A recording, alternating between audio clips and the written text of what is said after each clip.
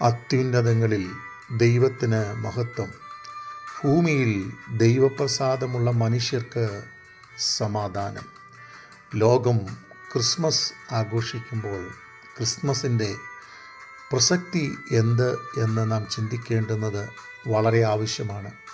അക്രമവും തീവ്രവാദവും കലഹങ്ങളും പ്രശ്നങ്ങളും ഒന്നൊന്നായി വർദ്ധിച്ചു വന്നുകൊണ്ടിരിക്കുന്ന ഒരു കാലം. ജാതി രാഷ്ട്രീയവും സാമൂഹ്യ പശ്ചാത്തലവും ജാതി സ്പർദ്ധകളും വർദ്ധിച്ചു വന്നുകൊണ്ടിരിക്കുന്ന ഒരു കാലം. അങ്ങനെയുള്ള ഒരു കാലത്ത് നാം ജീവിക്കുമ്പോൾ ക്രിസ്മസിൻ്റെ പ്രസക്തി എന്ത്? അതെ, ദൈവവചനം പഠിക്കുമ്പോൾ നമുക്ക് കാണുവാൻ കഴിയുന്നത് യേശുക്രിസ്തു ഇന്നേക്ക് 2000 വർഷങ്ങൾക്ക് മുമ്പ് ഈ ഭൂമിയിൽ ഭൂജാതനായി. അതെ, പാപം ചെയ്ത് ദൈവതേജസ് നഷ്ടപ്പെടുത്തിയ മനുഷ്യനെ വീണ്ടെടുക്കുവാൻ യേശുക്രിസ്തു ഈ ലോകത്തിൽ ജനിക്കുവാനിടയായി തീർന്നു. നാം ക്രിസ്തുവിൽ വിശ്വസിച്ചാൽ അതിൻ്റെ പരിണത ഫലം എന്താണ്?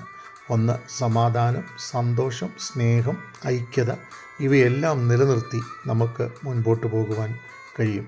സമാധാനം നഷ്ടപ്പെട്ട ലോകത്ത് ഒരു ക്രിസ്ത്യാനിയുടെ ആശയം എന്തായിരിക്കണം, അല്ലെങ്കിൽ ജീവിതം എന്തായിരിക്കണം? ഒന്ന്, യേശുവിൻ്റെ ജനനത്തെ ഓർക്കുക. രണ്ട്, യേശു ക്രിസ്തുവിൻ്റെ സ്നേഹം ലോകത്തിലേക്ക് വെളിപ്പെടുത്തുക. അക്രമവും അനീതിയും ജാതി രാഷ്ട്രീയവും ഒക്കെ വളരുന്ന ഈ ലോകത്ത് യേശു ക്രിസ്തു സ്നേഹിപ്പീൻ എന്ന് സമൂഹത്തെ പഠിപ്പിച്ച സ്നേഹത്തിൻ്റെ വാചകങ്ങൾ ലോകത്തെ നാം അറിയിക്കുക. മൂന്നാമതായിട്ട്, promoting piece and unity in the Nations. അതെ, ജാതികളുടെ ഇടയിൽ, രാജ്യങ്ങളുടെ ഇടയിൽ സമാധാനം നഷ്ടപ്പെട്ടുകൊണ്ടിരിക്കുമ്പോൾ അതിനിടയിൽ സമാധാനമുള്ളവരാക്കി മനുഷ്യനെ തീർക്കുക.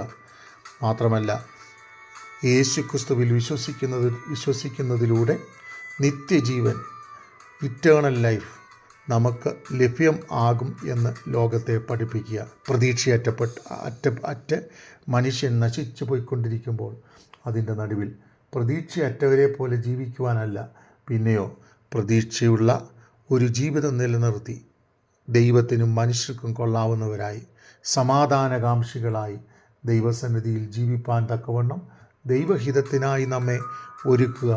അതിനുവേണ്ടി മുൻപോട്ട് പോകുക. അതാകട്ടെ നമ്മളുടെ ക്രിസ്മസ്.